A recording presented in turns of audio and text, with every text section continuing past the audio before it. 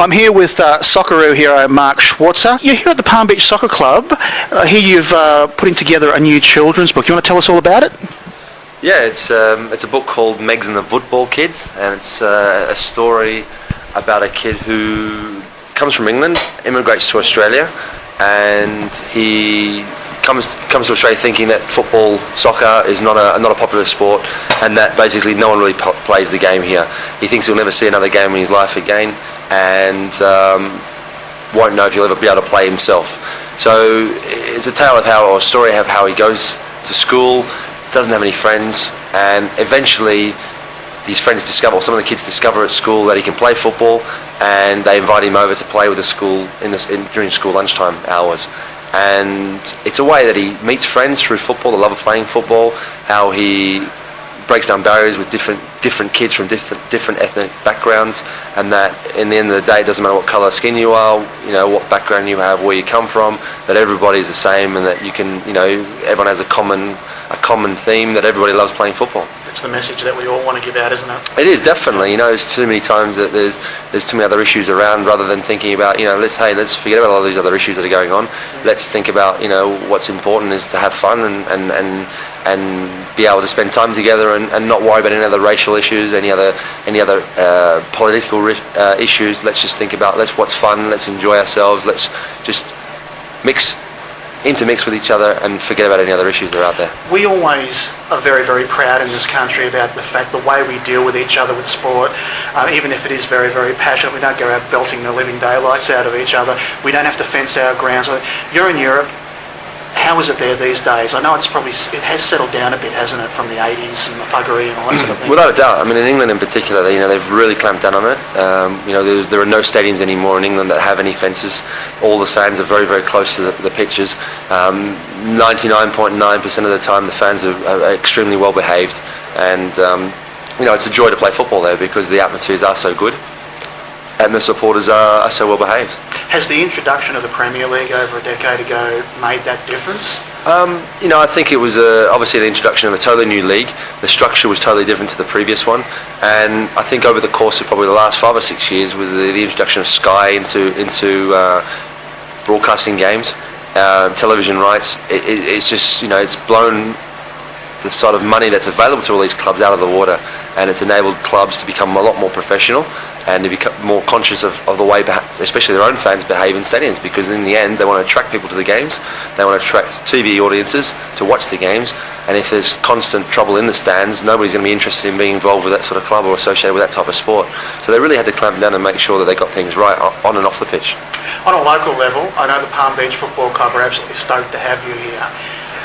As far as the book is concerned, there's a writing competition? That's right, there's a creative writing competition that you can enter via the website, which is www.megsmorrison.com, and it's an opportunity for any child under the age of 15 to enter and write their own story, whether it's football related or not, or something related to the story itself in Megs and the Football Kids. And that is entered via the website and is judged by a panel, and at the end of it, the lucky winner will win a return trip for 2 to the UK, come watch an EPL game, come to a training session and have a private training session with myself. So it's a great opportunity, it's a great prize, and I don't think it's really ever been offered before in relation to a book, especially a children's book. And all the details are online on the website, and it's a great opportunity for any young kid that would love to come and watch a game. Throw a bit of a curly one at you. I've been involved in football across the codes for about 30 years now. In my time in sport, soccer or football, as the rest of the world calls it, has always had the largest participation rate at a junior level of all the codes. Kids reach about 15, 16 years of age and they seem to go. Obviously the adult participation rate is also high because people come back later on. Do you identify any of those problems there? I think Australians have been trying to figure it out for years. I think that with the new regime, so to speak, at the FFA, they've tried to really address that situation and that problem, so to speak, in football. And I think that that has been addressed to a degree, or the beginning, the foundations have been laid with the introduction of the A-League and the way that the A-League's been formed.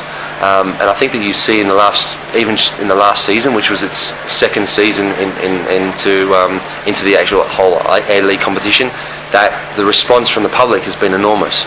And I think what it does is it gives the opportunity for kids that are at those ages, 13, 14, 15 years old, to be able to identify themselves with an Australian player based in Australia playing on weekends for a team in their local area, or not in their own local state at least.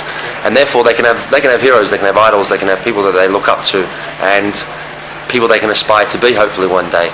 And then that then goes on to another level, which is the national team.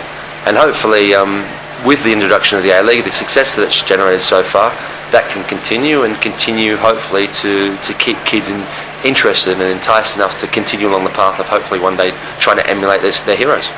I think most people would agree now that know about these things with the 4 codes in Australia, and we are the only country in the world that managed to have 4 codes run successfully side by side. I think football has overtaken rugby union on the pecking order. Yep. As far as provincial and club championships and that are concerned. Your thoughts on the A-League, because Melbourne are averaging well over 40,000 at the Docklands Stadium. The Queensland Roar are getting over 25,000 to most games up there at Lang Park. How do you think things are going, and would you consider finishing your career in Australia? I think the A-League's been a tremendous success, and like you said, in only the second season of its existence, it's been so successful, and I think by a lot of ways it's far exceeded the expectations of a lot of people. And so long as that growth continues and the popularity of the sport continues, there's only good things that can come out of it. Like I said, for kids of today and of tomorrow, it'll give them someone to aspire to be. They'll have heroes, they'll have people that they look up to, and that will put the game in a better position than it already is in, hopefully in the future. And as long as that continues, the path continues, the success continues, I can see it going on for a very long time, and even overtaking the other codes, in its popularity, because like you said, it's the most participated sport in this country, and it has been for many, many years. And it has failed at the sort of senior level to attract the people to continue along and try and continue into that level of maybe making that next step up to international level. Whether or not I come back one day and play in the A-League, it's definitely a thought there. There's an idea that possibly one day that I might do so. I set a goal of straight after the World Cup that I'd like to hopefully still represent Australia and continue on, and my goal is to be at the next World Cup, so help Australia qualify for the next World Cup in South Africa in 2010, as well as participate in it. And if I can reach that goal, that would signal the end of my career as an international player, and then I would then consider what my next step would be, and whether that would be to stay in Europe for another year or so, or whether that would mean to come back to Australia and play another year or so in Australia before I retire. I really don't know as yet, but my goal initially is to make it to the next World Cup, and I think hopefully if I can achieve that goal, then I would sit back and then think about what my next step would be. But the thought would still be there to possibly come back to Australia and play in the A-League at one stage, because I'll definitely move back to Australia and live in Australia, but whether I come back to play or not is another thing. I'm really not sure at this moment in time. At an international level, you say 2010 would be a good time to retire after the next World Cup. Yep. As just before we get onto the Asian Cup, at a professional football level, Premier League, that sort of thing, your goals there, how many years do you think you have in the sport? We all know that injury things can get... Yeah, that's what I said. My belief and my hope is that I can continue along as long as, like we said, there's no major injuries. As long as my form continues to be good, then there's no reason why I can't play the next World Cup in 2010. I'll be 37, turning 38 at the end of that year, and goalkeepers can go on until they're 40, and not that I particularly have that in mind to continue until I'm 40, but I would definitely like to continue in the national team at least until the next World Cup. And like I said, that would be for me the swan song, my end of my international career. And who knows, if it's that successful, it might even be the end of my club level career. It might end up be the end of my career full stop. I really don't know at this moment in time. The goal is there for the World Cup, and then after that we'll see what happens. You make a good point. Some sports, certain players in certain positions have much more longevity than others. Definitely. I was watching Oliver Kahn the other day, yes. the Bundesliga and of course in the Champions League, and it feels like I've been watching Oliver Kahn for well over a decade. Well, you probably have, because he's 37 years old, turning 38, and he's one of those goalkeepers that can prove that you can go on to that age and continue to play at the highest level. And there's other examples along the way that have been able to do exactly the same thing as well. Asian Cup. Yep. Your pool partners, how are you feeling about them, and also the fact that you guys have been, it's a long time since Australia's been a favourite competition. Gosh, especially, not at this magnitude, without a doubt not. And it's going to be tough, without a doubt, I'm not going to deny that. The conditions are very harsh over there. Yep. But hopefully with the preparation that we've got in Singapore prior to going to Thailand, that'll put us in good stead to perform well.